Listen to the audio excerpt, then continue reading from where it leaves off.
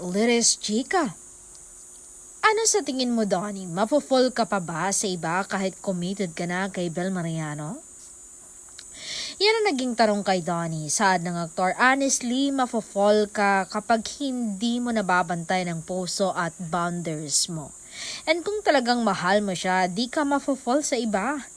Hindi ka matutukso at hindi rason ang pagkukulang ng partner mo. Kasi yung pagkukulang mo rin, hindi niya hinahanap sa iba.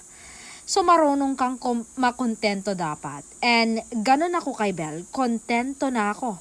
Siya'y sapat na sa akin. Be loyal still. Ever there are options.